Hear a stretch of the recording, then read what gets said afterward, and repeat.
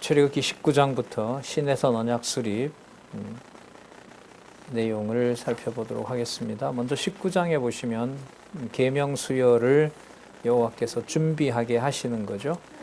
지금까지 보면 준비 과정이라는 게 결국은 여호와의 이름을 부르고 여호와의 이름을 받기에 가장 좋은 상황을 여호와께서 만드는 거죠.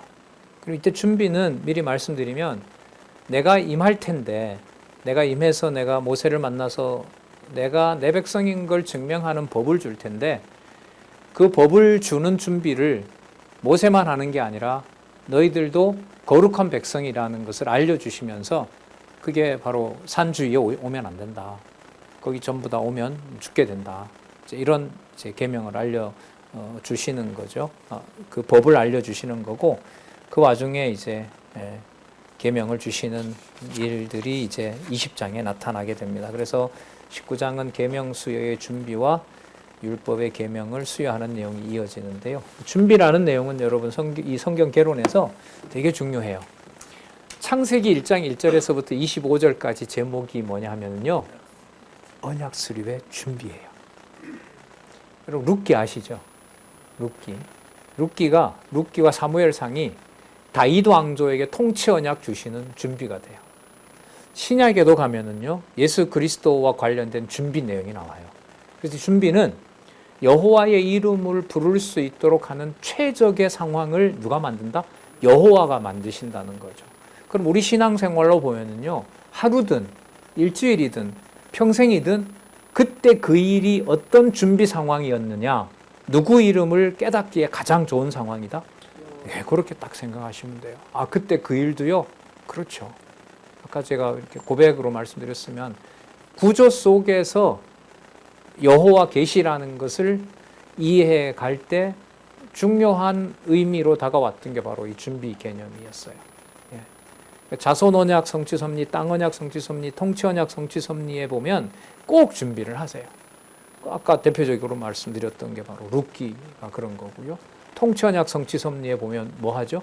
사울을 거짓 왕으로 세우고 다윗을 준비를 하시잖아요. 그때 준비 개념이 나와요. 그래서 이 되게 중요한 개념이에요. 성경 개론을 이해하실 때. 자, 19장 1절에서부터 8절. 백성이 광야에 와서 장례일을 듣고 순종키로 다짐합니다. 다시 말씀드리면 여호와께서 이스라엘 백성들이 가나안으로 가는 광야에서 앞으로 행하게 될 미래의 일을 알려주시고 미래의 일은 본질은 하나예요. 누구를 경외하는 것? 여호와를 경외하는 것이죠. 거기에 순종하겠다라고 이제 화답하는 내용들이 나타납니다. 이스라엘 자손이 애굽 땅에서 나올 때부터 제3월 곧 그때에 그들이 시내 광야에 이르니라. 한 달 정도가 지났습니다. 한 2개월 정도가 지났어요. 그들이 르비딤을 떠나 시내 광야에 이르러 그 광야에 장막을 치되 산 앞에 장막을 치니라. 여호와의 군대죠. 모세가 하나님 앞에 올라가니 여호와께서 산에서 그를 불러 가라사대 너는 이같이 야곱 족속에게 이르고 이스라엘 자손에게 고하라. 나이보다 내가 번역을 그냥 내가라고 하면 돼요. 여호와께서 내가 애굽 사람에게 어떻게 행하였음과 내가 어떻게 독수리 날개로 너희를 업어 내게로 인도하였음을 너희가 보았느니라. 세계가 다 내게 속하였나니 너희가 내 말을 잘 듣고 언약을 지키면, 자, 지키면이 조건문으로 해석을 했는데요. 이것도 지킴으로예요. 그냥 지킴으로 이렇게 바꾸셔도 돼요. 제가 문법적으로 다 확인한 거니까요. 잘 지킬 것이므로 이렇게. 뒤에는 이제 그 히브리어 주석까지 해놨고요. 저는 그 문법 용어까지 더 찾아봤는데 기왕 나온 거 한번 보실래요? 478페이지 두 번째 단락. 그 하나, 둘, 셋, 넷, 다섯 번째 줄에 보면 샤마르라고 있죠. 샤마르. 그 밑에 줄에 보면 따라서라고 나오죠. 언약을 지키면이라는 말은 언약을 보관하면이라는 말인데 이는 언약의 말씀을 심중에 간직할 뿐만 아니라 앞으로 받게 될 계명판을 언약궤에 보관하게 될 것을 의중에 두고 말씀하신 것으로 여겨진다. 그래서 이 본문의 문법을 찾아보니까 죄송합니다. 바부 연속 칼 완료형이라는 건데 이게 뭐냐면 사건의 진행이 반드시 일어난다는 걸 말하는 문법이에요. 그러면 여호와의 언약을 여호와가 성취한다는 것하고 관계가 되고 시내산에 모세를 부른 것도 앞부분에 일어났던 일들과 어떻게 된다? 연관이 된다. 그럼 앞부분에 일어났던 일의 핵심은 뭐냐면 여호와의 이름을 부르도록 하시는 거고 여호와의 언약을 반드시 지켜나간다는 것을 여호와가 말씀하신 것하고 관계가 있는 거죠. 4절 내가 어떻게 독수리 날개로 너희를 업어 내게로 인도하였음을 너희가 보았느니라. 세계가 다 내게 속하였나니 읽었죠? 내 언약을 지키면 지킬 것이므로 이렇게 해석하시면 돼요. 너희는 열국 중에서 누구 소유가 된다? 내 소유가 된다. 이게 거룩이에요. 그럼 법은 왜 주겠어요? 구별된 백성임을 알려주기 위해서. 제게 한국 국적이 있는 이유는 다른 국적과 비교를 해서 내 정체성이 무엇인지를 알려주는 거하고 똑같은 거죠. 6절, 그 다음 여러분 이게 나와요. 내 소유가 되겠고 너희가 내게 대하여 무슨 나라가 돼요? 그럼 여러분 이 제사장 나라 속에는 자손 땅 통치 언약이 싹 들어가는 거예요. 제사장 나라가 돼요. 그러니까 누구를 섬기는? 여호와를 섬기는 제사장 나라가 되며 뭐가 되리라? 이게 답인 거예요. 그러면 법 왜 줘요? 누구 나라 누구 백성으로 만들고 여호와의 나라 거룩한 백성으로 만들어서 어떤 백성이 되도록? 거룩한 백성이 되도록 구별된 백성이 되도록 하는 것이 법을 주시는 목적이죠. 하나님의 말씀 우리에게 왜 줍니까? 내가 창세전 거룩한 백성임을 깨닫게 하는 것하고 똑같죠. 그럼 매사에 일어나는 일은 무엇을 위한 준비가 되겠어요? 제사장 나라 거룩한 백성, 그 베드로후서 개념을 좀 쓸까요? 왕 같은 제사장으로 여호와를 의지하고 여호와만 참 하나님이심을 깨닫게 하는 준비 상황이 우리 일상의 모든 일인 거죠. 그걸 이제 말씀으로 깨닫게 해주시는 거죠. 7절 모세가 와서 백성의 장로들을 불러 여호와께서 자기에게 명하신 그 모든 말씀을 그 앞에 진술하니 백성이 일제히 응답하여 가로되 여호와의 명하신 대로 우리가 다 행하리이다. 여호와께서 말씀하시고 그대로 다 행하리이다. 모세가 백성의 말로 여호와께 회보하며 백성들이 이렇게 말했습니다. 라고 이제 알려주는 겁니다. 자, 9절에서부터 15절에 보면 이스라엘 백성들을 아까 무슨 나라가 되게 했다? 제사장 나라. 자, 그리고 거룩한 백성 되게 한다고 하셨으니까 백성도 그러기를 원합니다라고 했으니까 그 일이 일어나면 되죠. 그럼 거룩한 백성을 어떻게 만드는지 그 두 방법이 뭐냐면 성결케 하고 내가 임한 곳에 오지 마라. 내가 임한 곳에 오지 말라는 말은 여호와의 거룩함을 통해서 너희들도 거룩한 백성이라는 사실을 알려주려고 하는 거죠. 말씀을 누구나 이렇게 범접할 수 있는 게 아니잖아요. 누구에게나 열려 있어도 그 말씀으로 거룩한 백성 되게 하는 일은 하나님의 절대 주권 속에 있는 거죠. 9절에서부터 12절 백성을 성결케 하고 시내산 지경을 범치 말라고 하십니다. 9절 여호와께서 모세에게 이르시되 내가 빽빽한 구름 가운데 내게 임함은 내가 너와 말하는 것을 백성으로 듣게 하며 또한 너를 영원히 믿게 하려 함이니라. 모세가 백성의 말을 이렇게 됩니다. 백성의 말을 여호와께 고함으로 여호와께서 모세에게 이르시되 너는 백성으로 가서 오늘과 내일 그들을 뭐하게 하라? 성결케. 이게 여러분 거룩하게 하는 거예요. 같은 낱말이에요. 거룩하게 해라. 거룩하게 하려면 누구 말을 따라야 돼요? 여호와 말을 들어야죠. 안 따르면 거룩한 백성이 아닌 거죠. 거룩하다는 게 어떤 외부적인 게 아니에요.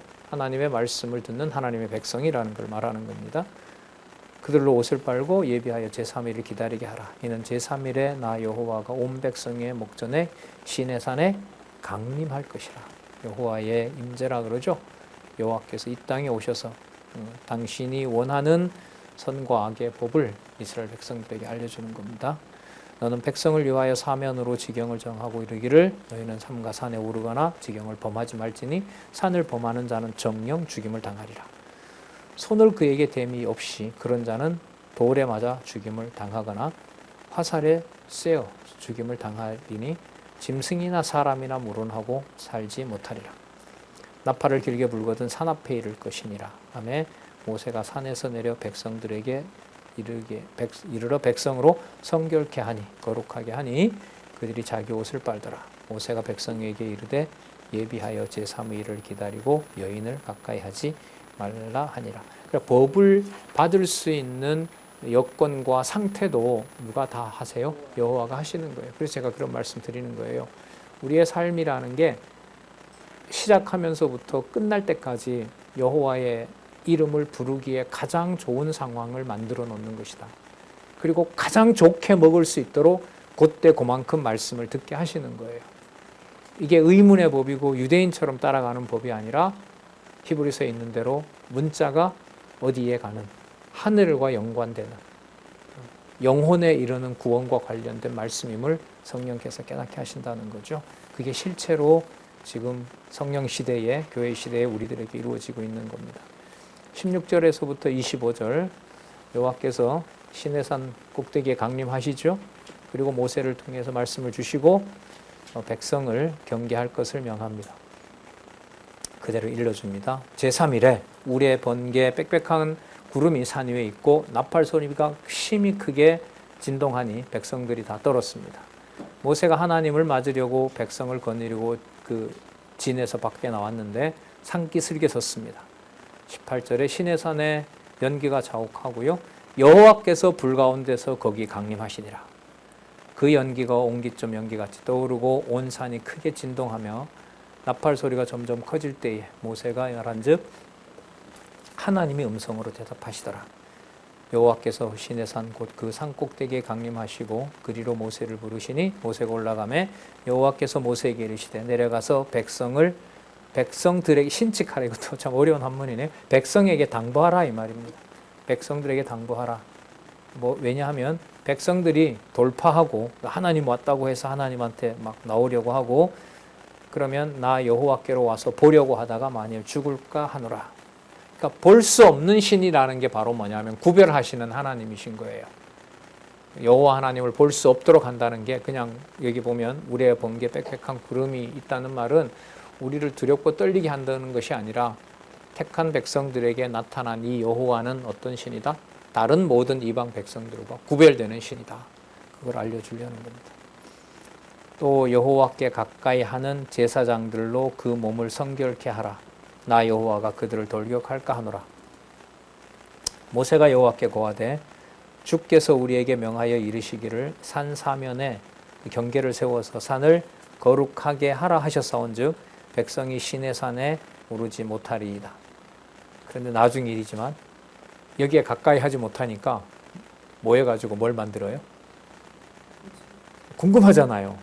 근데 오지 못하게 해요. 가면 죽는다고 하니까 내려와서 모세도 안 되려고 하니까 뭘 만들자?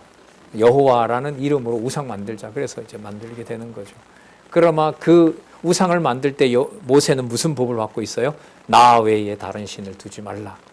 그러니까 이걸 딱 대비시키면 여호와의 계명 1계명을 받기에 우상을 만드는 이런 자들로 보면 그 계명을 받기에 적격이에요, 부적격이에요? 부적격인 거죠. 그러나 누구의 군대니까? 여호와의 군대니까 여호와께서 거룩하게 하신다는 거죠. 그 일이 범죄에서 나중에 하루에 레위 사람이 3,000명 죽잖아요. 그 자리에서 3,000명 죽는 그 무서운 사건이 여호와의 이름을 부르기에 여호와의 거룩함을 보여주기에 가장 좋은 상황이라는 거죠. 이게 주권적으로 설명을 하지 않으면 설명을 할 수가 없죠. 여호와께서 그에게 이르시되 가라 너는 내려가서 아론과 함께 올라오고 제사장들과 백성에게 돌파하고 그 지경을 세워놨을 거 아니에요. 그걸 막 허물어버리고 여호와한테로 오는 일이 벌어지지 않게 해라. 내가 그들을 오히려 돌격할까 하노라. 파괴할까 멸할까 하노라. 모세가 백성에게 내려가서 그들에게 고하니라. 이게 여러분 율법 수여를 준비한 내용입니다. 율법 수여의 준비 내용으로 보면 여호와가 분명히 뭐 하셨다? 임하셨다. 임했지만 땅에 임했지만 그 땅에 임한 곳에서 여호와는 이스라엘 백성들을 만날 수 없게 하셨다. 그 의미는 어디에 있냐면 거룩한 신이심을 계시하시기 위해서 그리고 자신이 거룩함으로 누구도 이스라엘 백성들도 거룩한 백성임을 알고 깨닫고 제사장 나라로 만들기 위해서. 그런데 행위로 보면 40일 동안 있는 동안 밑에서 뭘 만든다? 우상을 만드는 전혀 거룩한 것과 무관한 일들이 벌어진다. 그럼 이 상황이 여러분 무슨 상황이냐면 3대 언약을 받은 아담과 그리고 하와가 뭐하는? 약속대로 선악과를 먹고 여호와를 반역하는 일이 벌어진 것과 똑같고요. 그 다음에 먹었을 때 아담과 하와에게 3대 언약을 없애버리나요? 유지하나요? 징계가 따르는 방식으로 지켜지게 하죠. 하와가 뭘 계속 낳을 수 있어요? 자손 언약, 자손을 낳되 고통이 따르게 되고요. 아담은 경작하는 권은 있지만 소출은 자기 마음대로 못하게 해요. 못하게 합니다. 마찬가지로 아까 파괴 내용 미리 말씀드렸잖아요. 그렇게 우상 숭배한 백성들에게 3,000명 진멸하고 여호와가 다 죽이겠다고 하니 모세가 다 죽이면 어떻게 합니까? 라고 하고 그래 그러면 올라가라. 이렇게 해서 아담과 하와에게 진노한 후에 하와를 산자의 어미라고 칭했던 것처럼 범죄한 이스라엘 백성들의 3,000명을 죽이고 여전히 이 백성을 언약대로 어디로? 가나안으로 데려가겠죠. 똑같은 구조예요. 그럼 이 같은 구조가 성도님들과 여의 삶의 구조예요. 뭐와 뭐가 극과 극으로 교차할까요? 행위로 보면 누구의 약속을 받을 만한 자가 아닌 여호와의. 이게 진짜 창세전에 선택한 자가 맞느냐? 그 말을 꺼내지도 못할 정도로 사악하고 범죄하는 자인데도 변함없이 여호와의 언약, 창세전 언약은 굳건하고 여호와의 이름을 부르기에 가장 좋은 상황으로 여호와께서 창세전에 그 말씀에 기초를 두고 보호하고 계신다. 그게 여러분 광론집 두 번째 단락이죠. 창세전 바탕을 두고 있다는 것. 자, 그래서 여러분 20절에 보면 20장에 보면 계명을 수여하시고 결론적으로 계명을 주셨다는 내용을 알려주는 내용이 나타납니다. 결론적으로 좀 교훈이 나타나겠죠. 결론적 계명을 수여한다는 말은 이 계명을 왜 주셨는지를 알게 하려는 겁니다. 자, 계명을 주신 이유는 거룩하신 여호와의 백성으로 거룩함을 유지하고 자기 백성임을 확증해 주는 내용이죠. 20장 1절에서부터 3절 애굽에서 인도한 신 외에 다른 신을 잊게 말라고 명합니다. 하나님이 이 모든 말씀으로 일러 가라사대 나만 이렇게 되겠죠.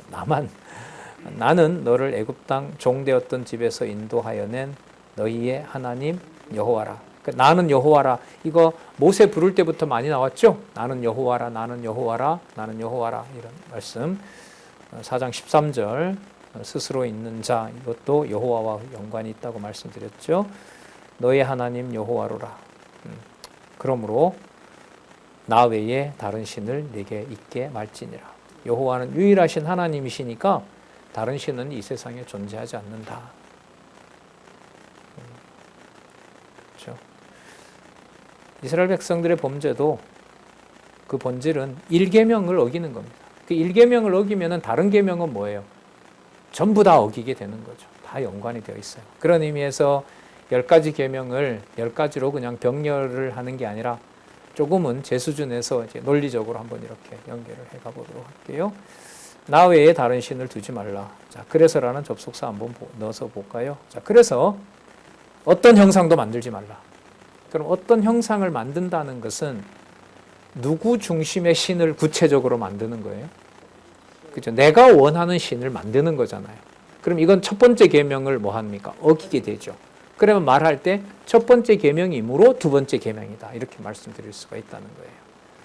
자, 너를 위하여 새긴 우상을 만들지 말고 또 위로 하늘에 있는 것이나 아래로 땅에 있는 것이나 땅 아래 물속에 있는 것에 아무 형상이든지 만들지 말며 그것들에 절하지 말며 그것들을 섬기지 말라.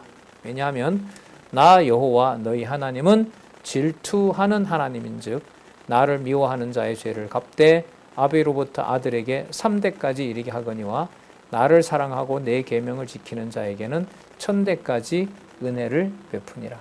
은혜를 베푼다는 말은 누구 이름을 계승하겠다는 거죠? 여호와의 이름을 계승한다는 거죠. 여러분 이 5절과 6절이 이스라엘 역사를 끌어가는 근본 원리가 됩니다. 이스라엘 나라를 다윗이 만들게 하시죠. 그리고 솔로몬이 이어받지만 솔로몬 다음 때의 나라가 어떻게 돼요? 분리되죠. 북쪽 이스라엘은 결국은 3, 4대가 반복되면서 나라가 결국은 망하게 되고요. 왕조가 유지되지 않죠. 그 다음에 범죄했음에도 불구하고 백성들에게는 계명을 지키게 해서 유대 백성들, 유대 민족에게는 유대 지파에게는 지키게 해서 천대까지 여호와의 이름을 계승하게 하시는 일이 나타납니다. 그래서 지금 20장 5절에서부터 6절은 향후 이스라엘 역사에 여호와께서 당신의 이름을 드러내시고 그 다음에 당신의 이름을 보호하시는 바로 그 역사의 적인 내용의 근거가 되기도 합니다. 천대까지 은혜를 베푸시느니라. 질투하는 하나님이라는 게 여러분 나 외에 다른 신이 없는 거니까. 그렇죠? 나밖에 신이 없는데 다른 신을 섬긴다는 것이 우상을 만드는 것이고 그것을 허락하지 않으시는 거죠.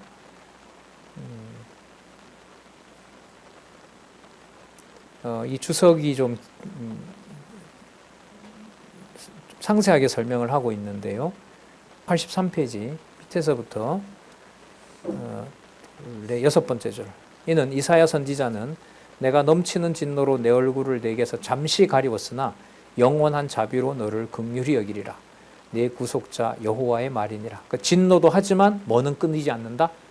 영원한 자비는 끊어지지 않는다. 자, 그 다음 윗은 그 노염은 잠깐이요 그 은총은 평생이로다. 노염도 있습니다. 하지만 은총은 평생 하게 된다는 거죠.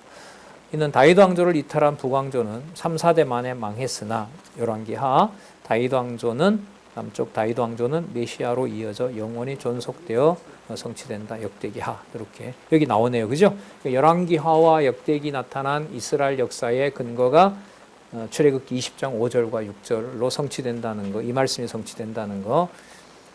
자, 그러면 하나님 여호와의 이름을 망령되이 일컫지 말라라고 하는 것과 연결이 되는데요.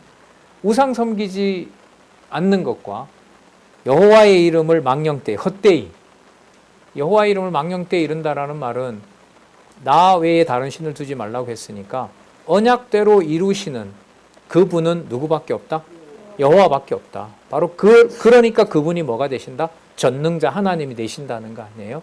그러면은 우상을 만들지 않는다는 것은 오직 여호와 하나님만 바라보는 것이고 상황이 아무리 나빠도 언약하신 대로 여호와는 반드시 이루어 가신다는 거죠. 그게 바로 여호와의 이름을 망령되이 일컫지 않는 것하고 관계가 되는 거죠.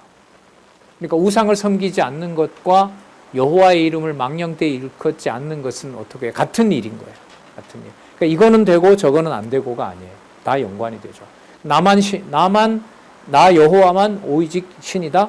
따라서 너희들 기준으로 어떤 형상이든지 만들지 말라. 그리고 그 형상을 만든다는 것은 여호와의 이름을 배반하는 거기 때문에 그 여호와의 이름을 제대로 부른다는 것은 무엇을 만들지 않는 것과 직결된다? 우상을 만들지 않는 것과 직결된다는 거죠. 예.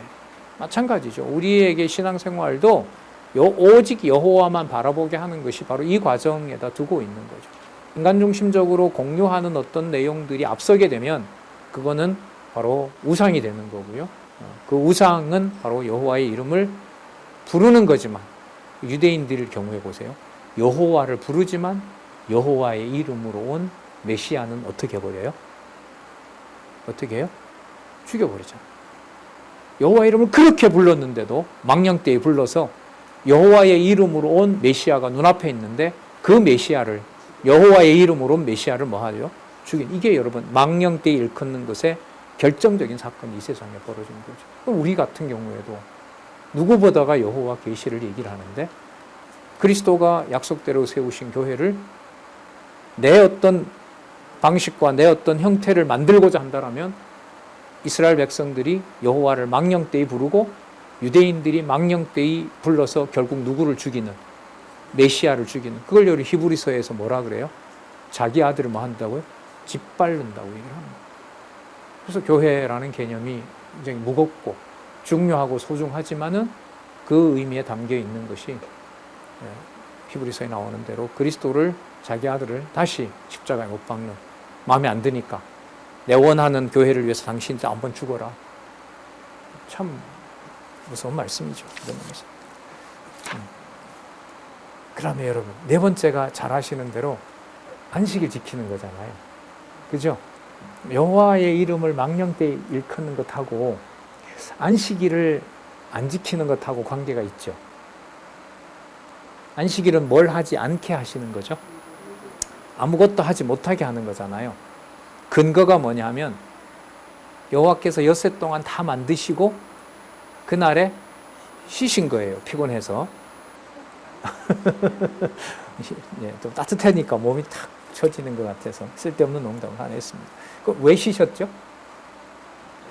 완벽하게. 보시기에 힘이 좋았으니까. 완벽한 일을 다 마친 거예요.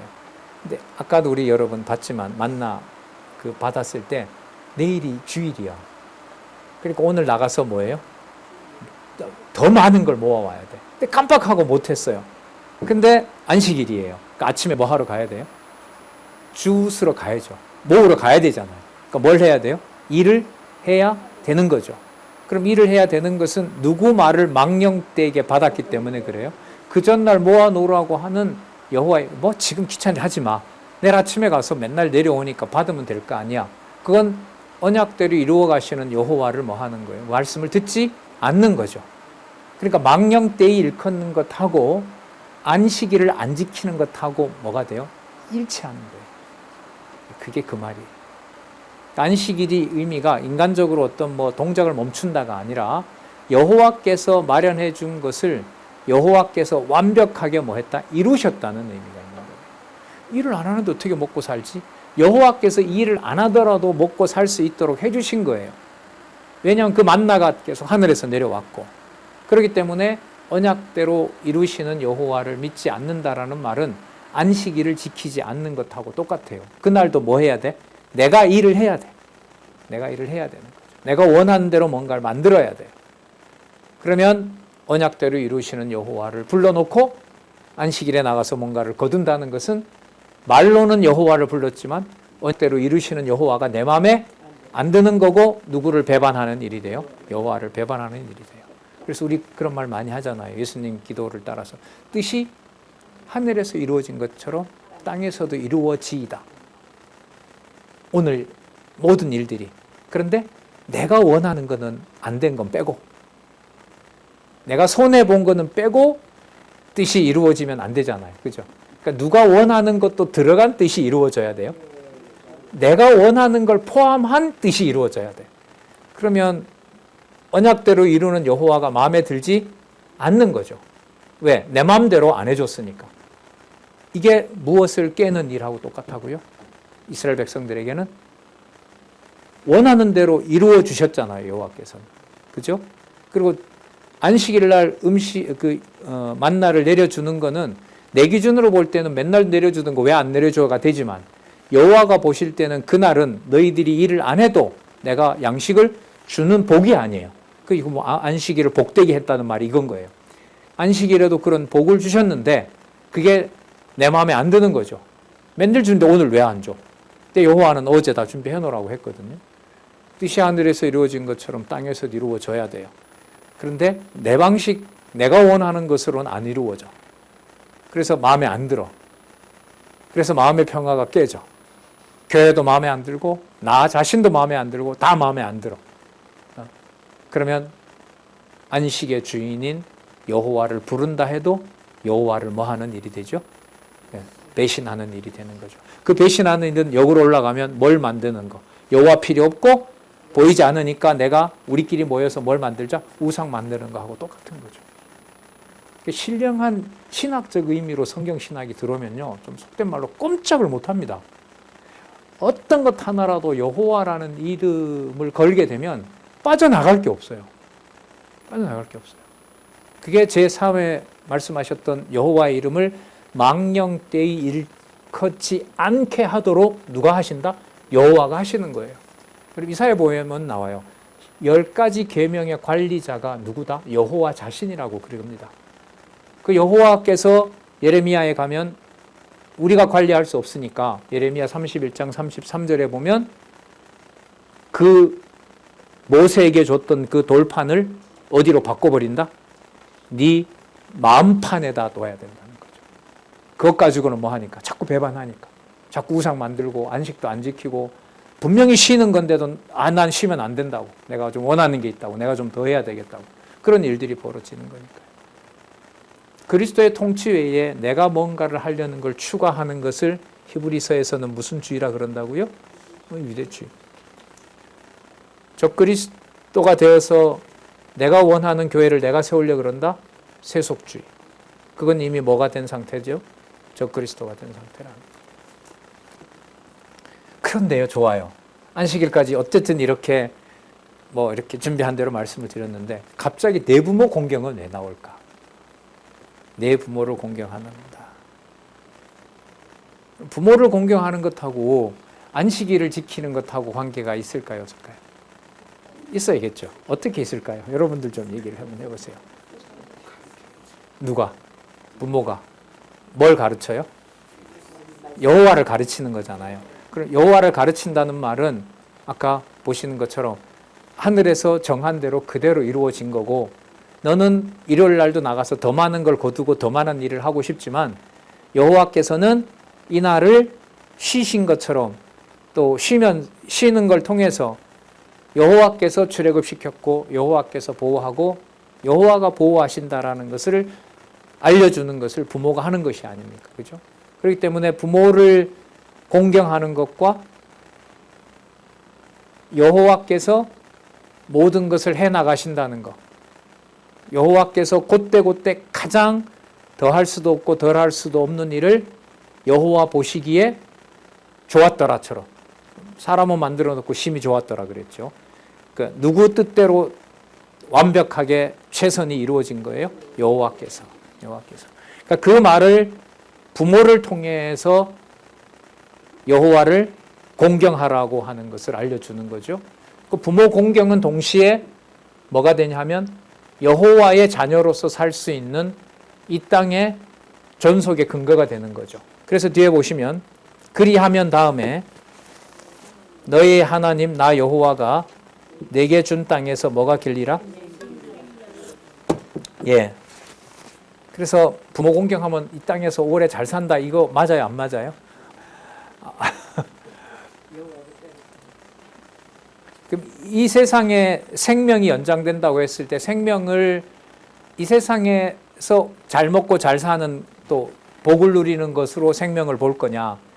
오늘 우리가 살펴본 대로 생명이 길어진다라고 하는 게 누구의 이름이 계속해서 보호받는다? 여호와의 이름이 보호받느냐라고 봤을 때 한 번은 걸러내야 되겠죠. 여기서 생명은 여호와의 이름이 담겨 있는 바로 언약 자손들의 상태를 말한다라고 생각을 합니다. 그럼 인류 시조에게 있어서 부모는 누구죠? 아담의 부모 누구죠? 아담을 누가 낳았습니까? 하나님이 만드셨잖아요. 그죠? 그러니까 이런 부모 개념은요, 그리고 만드셨어요, 아담을. 맞죠? 그리고 아담에게 복을 줬잖아요. 그리고 에덴 동산에 생명나무도 만들었잖아요. 그리고 선악과도 만들었고, 그리고 선악과가 바로 약속된 대로 아담과 하와를 에덴 동산에서 내어 쫓는 거였잖아요. 그래서 누구 이름이 사라진 것처럼 보여요? 여호와 이름이 사라진 것처럼 보이지만 징계한 후에 버린 것이 아니라 누구 이름을 다시 담아두셨어요? 여호와 이름을 담아두셨고 생명나무도 없애버렸어요. 보관하고 계세요? 보관하고 계신 거죠. 그 개념이 그대로 이루어지는 것이 여호와의 섭리로 보면 그게 여호와가 준비해 놓으신 바로 안식일인 거예요. 그 생명나무와 선악을 알게 하는 나무도 있었더라. 그리고 그 여섯째 날에 이루어진 일을 여호와께서는 두 사람을 만드시고 심히 좋았더라고 하셨고, 선악과를 먹게 되는 날과 심판이 있다는 것도 약속을 하셨던 거죠.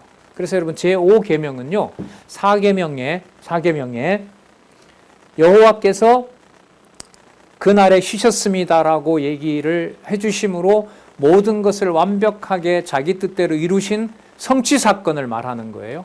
근데 그 성취 사건이 믿어지지 않으면 나를 데리고 나왔는데 왜 나를 배고프게 하고 나를 왜 목마르게 하냐는 거죠. 그럼 그 어려운 상황에서 누구의 이름을 부정하고 망령되이 일컫게 되는 거죠. 여호와의 이름을. 그래서 모든 것이 그대로 이루어졌다라는 사실을 깨닫게 되는 그 일이 생명을 보존하고 이 땅에서 여호와를 경외하도록 하기 위해서 아담을 처음에 만들어서 복을 줬던 것하고 똑같은 상황이 바로 이 지상의 부모를 통해서 자손 언약을 이루어 나가도록 하는 거죠. 그럼 그 자손 언약을 이루어 나가는 것의 본질은 여기 보면 생명의 길이라고 하는 것은 생명나무를 마치 보존하는 것처럼 누구의 이름이 어떤 상황에서도 변하지 않는다. 여호와의 이름이 어떤 경우에라도 뭐 하지 않는다. 변함이 없이 그대로 유지된다는 거죠.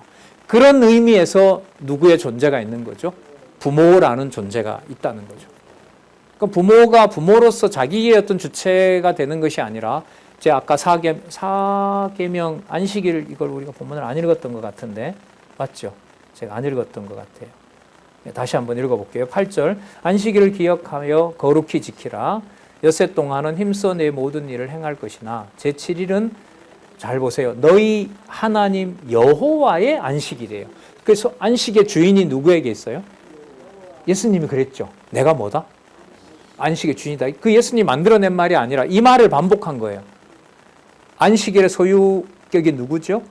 너희 하나님 여호와의 안식일인즉 너나 내 아들이나 내 육축이나 내 문화 내 유하는 객이라도 아무 일도 하지 말라. 이는 엿새 동안에 나 여호와가 하늘과 땅과 바다와 그 가운데 모든 것을 만들고 그 7일에 쉬셨기 때문이다. 그러니까 뭐 했다? 보시기에 완벽하게 만들어진 거라는 거죠. 완벽하게 만들어진 거예요.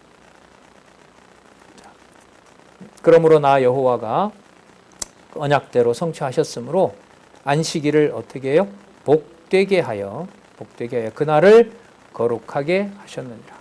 그래서 이 복된 안식일의 거룩함을 땅에서 생명을 보존하도록 여호와의 이름이 보존되도록 하기 위해서 부모를 공경하는 계명을 그 다음에 주시는 겁니다. 그래서 뭐 주석에도 얘기를 하고 있죠.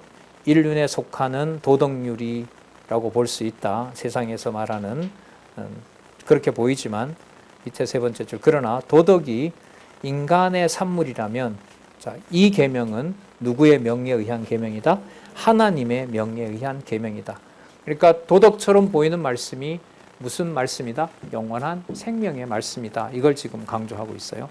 따라서 다섯째 계명 이하는 하나님의 명예에 의한 인간과 관련된 계명이 된다는 겁니다. 그래서 안식일을 지키도록 하시는 계명과 부모를 떠나서 부모를 공경함으로써 여호와 하나님이 이 땅에 주신 생명을 보존하는 일을 여호와께서 하신다는 것하고 직결되어 있는 거죠. 그러니까 아담을 여호와께서 만드신 것과 아담이 가인과 아벨을 낳은 사건이 본질은 분리되지 않는다는 겁니다. 그렇죠? 예. 하나님이 아담 만들었잖아요. 그리고 아담이 언약을 받아서 가인과 아벨을 낳았잖아요. 그 관계가 육적 부모와 아담의 경우로 보면 낳은 자는 육적으로 가인과 아벨을 낳았잖아요. 하지만 자기를 낳은 분은 육적인 분이 아니잖아요. 누가 만드신 거죠? 하나님이 만드신 거잖아요. 그러면 아담 기준으로 보면 부모 공경과 하나님 공경이라는 게 분리돼야 안 돼요. 안 되는 거죠. 아담이 가인과 아벨이 공경해야 되는 거죠.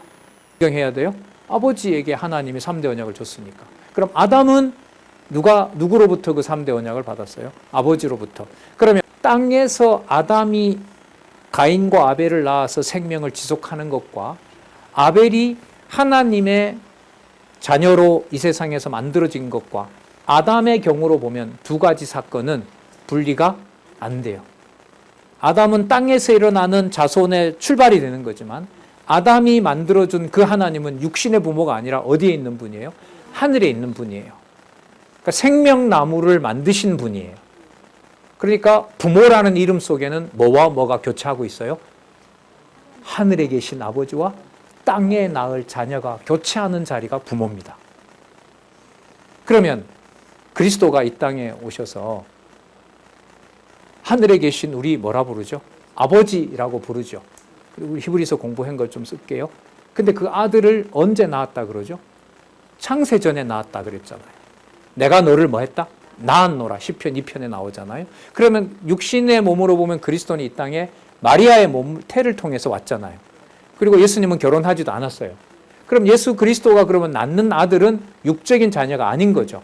하지만 아버지로부터 자신이 낳아졌고 그리스도가 낳는 아들은 뭐 천상으로 보내는 게 아니에요. 그의 말씀을 듣고 태어나는 자녀들은 어디에 존재해요? 이 땅에 존재하죠. 그러면 그리스도의 말씀을 듣고 낳는 그 자녀들이 봤을 때는 예수님을 아버지라고 하진 않습니다. 예수님을 맏형이라고 부르는 거죠. 그러면 맏형인 그리스도를 통해서 이 땅에 함께 모이는 제자들의 관계나 예수님을 낳은 아버지의 관계로 보면 하늘에 계신 아버지와 땅에서 자녀를 낳는, 신령한 자녀를 낳는 경우로 보면 땅에 있는 몸이지만 하늘과 땅이 분리가 돼요, 안 돼요? 안 되는 교차점이 일어나는 거예요. 이게 조금 이해가 되니까 에베소서에 나오는 대로 주 안에서 자녀를 노여워하지 말라. 이런 개념들이 조금씩 생각이 나는 거예요. 그러니까 아담으로 보면 낳는 아버지도 되지만 낳은 뭐도 돼요? 태어난 자녀도 돼요. 그러면 아담 기준으로 봤을 때는 뭐와 뭐가 있는 거죠? 어디와 어디가 딱 다 같이 있어요? 하늘과 땅에 낳는 게 교차가 되는 거예요. 이걸 여러분 성경신학에서 저자는 뭐라고 설명하느냐? 내재적 초월이라는 말을 쓰는 거예요. 그 내재적 초월의 관계는 하늘에서 뜻이 이루어진 것처럼 땅에서 이루어지는 거예요. 그러니까 무슨 구조예요? 언약과 성취 구조예요. 언약과 성취 구조가 강론집 두 번째 단락이 창세전 언약이고요. 세 번째 단락이 뭐죠? 역사적 성취예요. 그 전체 구조가 여러분 성경 개론 구조예요. 따라서 네 번째 여호와의 안식으로 낳은 아담이 누릴 안식과 아담에게 준 자녀가 이 땅에서 낳는 것은 여호와의 3대 언약을 복으로 준 것이 그대로 이 땅에서도 뭐 하는 것이다? 이루어지는 것이다. 따라서 땅에서 일어나지만 어디에 갇히는 사건이 아니라 땅에 갇히는 사건이 아니라 뭐와 관련된다? 생명나무를 만드시고 장차 새하늘과 새 땅에 생명나무를 주시겠다고 한 지금도 보호하고 계시는 그 나무를 창세전부터 계획하시고 신령한 나라에 만들고 계신 영원한 아버지, 바로 하나님과 연관된 사건이기 때문에 하나님 여호와의 완벽한 성취인 안식과 이 땅의 부모를 공경하고 그 생육 번성을 통해서 여호와를 바라보는 것은 분리되는 사건이 아니다. 이런 의미에서 그리스도는 내 아버지를 공경한 것 같이 누구도 내 이웃도 내 몸과 같이 사랑하라. 이 두 계명이 십계명의 대강령이다. 그런데 오늘 지금 어쨌든 좀 여러분에게 말씀드렸지만은 4계명과 5계명은 분리되는 것이 분리돼서도 안 된다. 말씀을 좀 이렇게 드렸던 겁니다. 여러분 이 단서는요. 이걸 설명해보고 싶었던 거예요. 그 네 번 밑에서 네 줄 사실 5째 계명서 10째 계명까지는 인륜에 속하는 도덕률로 보일 수가 있다. 그렇다는 게 아니에요. 보일 수가 있다는 거예요. 그러나 도덕이 인간의 산물이라면 무엇은? 계명은. 그러면 부모 공경은 현상적으로 보면 계명이지만 인간의 산물이 아니려면 어디에 있는 차원하고 연결이 돼야 돼? 하늘과 연결이 돼야 되잖아요. 그럼 하늘과 관련된 차원이 뭐냐면 아담이 이 땅에 부모로 태어난 것이 아니라 누가 만드신 거예요? 하늘에 속한 하나님이 만드신 거죠. 그러면 아담의 기준으로 봤을 때는 뭐와 뭐가 교차하고 뭐가 만나는 중보자가 되는 거죠. 하늘과 땅의 축복이 만나는 중보자가 되는 거죠. 그래서 그리스도가 뭐로 오신 거예요? 아버지와 우리의 중보자로 왔다는 게 갈라디아서에 나오는 거죠. 그러면 여러분 마지막 아담이라고 했을 때 이 마지막 속에는 마지막 아담으로 그리스도가 왔다고 했을 때는 이 땅에 오는 일이 없으면 될까요? 안 될까요? 반드시 있어야 되죠. 왜? 아담을 통해서 누구를 낳았듯이, 가인과 아벨을 낳았듯이 반드시 그리스도는 이 땅에 뭐로 오셔야 돼요? 육의 몸으로 오셔야 돼요. 하지만 아담에게 맡겼던 나라는 성공했어요? 실패했어요? 싫어. 그러면 육의 몸으로 왔지만 하늘에 있는 것을 완벽하게 보여주는 분이 왔어야 되죠. 그분이 바로 마지막 아담으로 오신 거예요. 그리고 그 그리스도는 가시면서 이 땅에 있는 백성들이 당신이 자녀들과 함께, 형제들과 함께 아버지를 만나게 했던 것처럼 이 땅에 당신의 영을 다시 보내서 이걸 분리하면 안 되는 거예요. 그래서 그리스도는 어떤 말씀까지 하시냐면, 나 빨리 가고 싶다고 해요. 가고 싶다가 아니라 내가 가야 너희들에게 뭐가 된다? 유익이 된다 그러거든요. 특히 이제 이방인들, 특히는 아니죠. 이방인들, 백성들에게는. 왜? 그 영이 와야 자신이 아버지를 연결했던 그 중매장이의 역할, 중보자의 역할을 누가? 성령께서 하실 수 있는 거기 때문에. 그래서 내가 가는 게 너희들이 하늘에 계신 아버지를 공경하는데 더 좋은 것이다. 너희들은 가지 말라고 하지만. 자, 이 통로를 자주 비유로 말씀드리지만, 성경 개론이 수평으로 읽어나가는 페이지지만 이걸 수직으로 놓아버리면 창세기서부터 요한계시록이 전부 어디에 속한 차원이 된다? 하늘에 속한 차원이 되는 거예요. 따라서 내 부모를 공경하라고 하는 것은 도덕률이 아니라 하나님 여호와의 계시의 말씀이다. 이 말씀을 드리려는 겁니다. 그 다음에 나오는 살인하지 말고 간음하지 않게 하는 것하고는 바로 연결이 되겠죠. 이때 살인이라고 하는 것은 누가 이 땅에 태어나게 하고 여호와께서 안식하시면서 완벽하게 만들었던 일을 거부하는 거죠.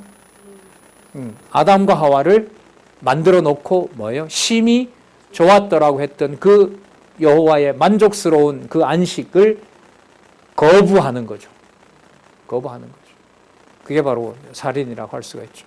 도덕률의 살인도 끔찍하지만 그 살인이 동시에 누구를 부정하는 일이 되는 거냐 하면 여호와를 부정하는 일이 되는 겁니다.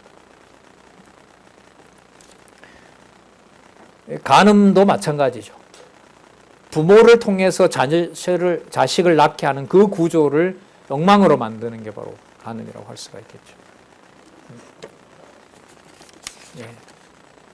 또한 도덕질과 거짓 증거도 삼게 하시는 내용이 나타납니다.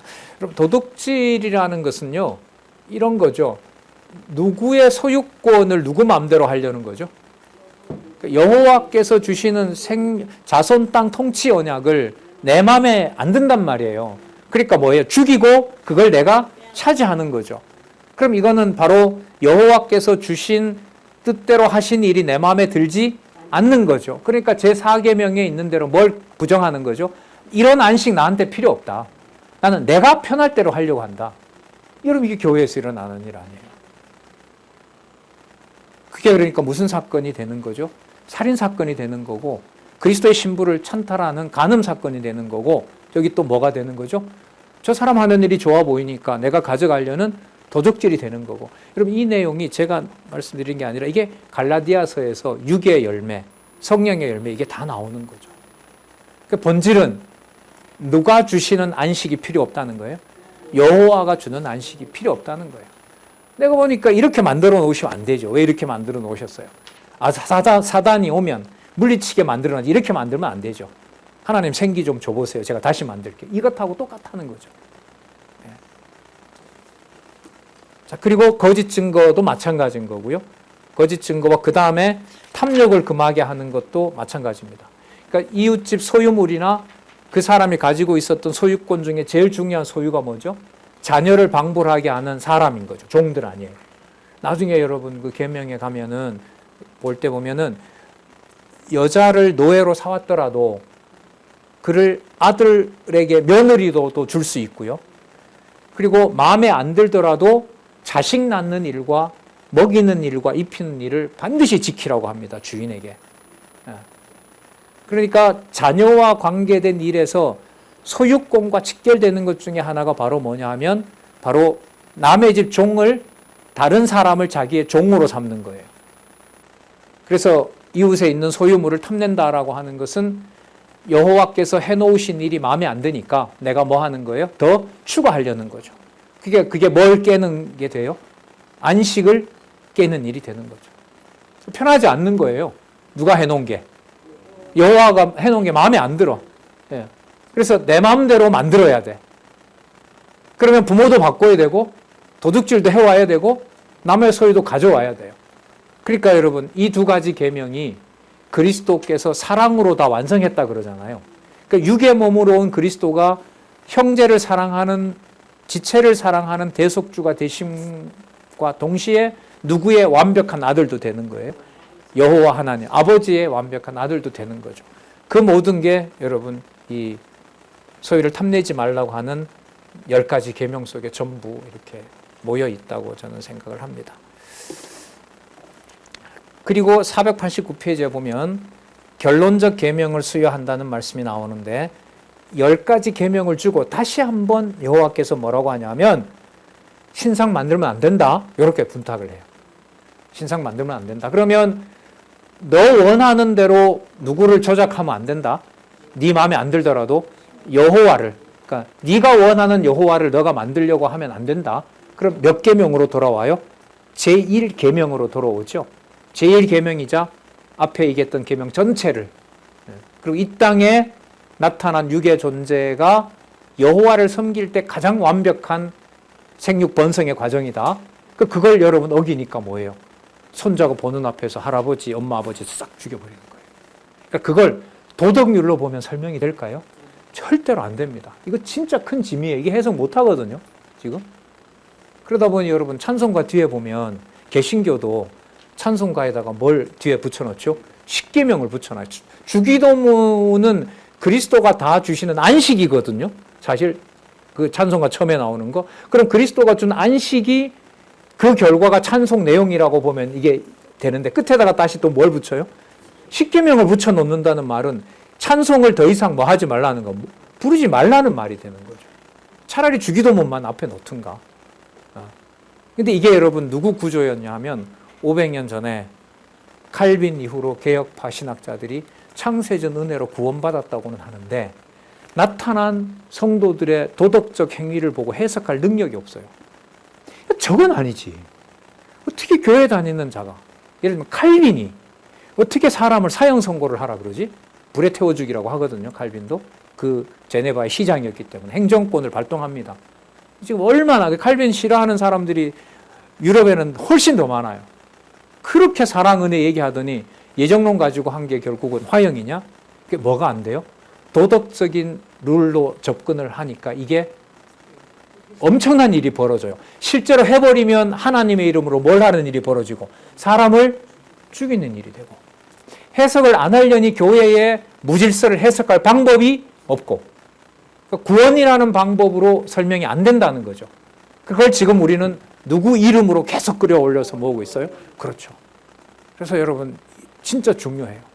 아까 우리 지났지만 창세기 20장 2장 6절 말씀이 아까 그 백성들의 범죄와 연관된 그 십계명과 관련된 근거가 된다는 것도 되게 중요합니다. 나름 사실 좀 고민을 많이 했어요. 많이 하고 요즘 또 히브리서도 하고 있고 또 신약 근거까지 제시하는데 이게 어떻게 연결을 시킬 수 있을까 이런 고민을 가지고 조금은 거치는 면이 있습니다만은 같이 공부하는 계기가 되셨으면 좋겠습니다. 자, 20장 18절부터 다음 시간에 보도록 하겠습니다. 하나님 아버지 감사합니다. 너무 감사드립니다. 부족하고 어리석지만 기록한 말씀을 하나님의 말씀으로 사모하고 그 말씀의 깊이를 통해서 여호와를 경외할 수 있도록 이러한 갈망, 이러한 간구를 드릴 수 있도록 허락해 주셔서 감사드립니다. 함께하는 모든 지체들에게 허락해 주신 성경신학의 이 귀한 선물로 오직 여호와 하나님만 바라보며 성경의 모든 기록이 여호와로 연결되는 이 놀라운 생명의 말씀을 함께 깊이 이해할 수 있도록 우리를 보호해 주시옵소서. 예수님의 이름으로 기도드렸습니다. 아멘.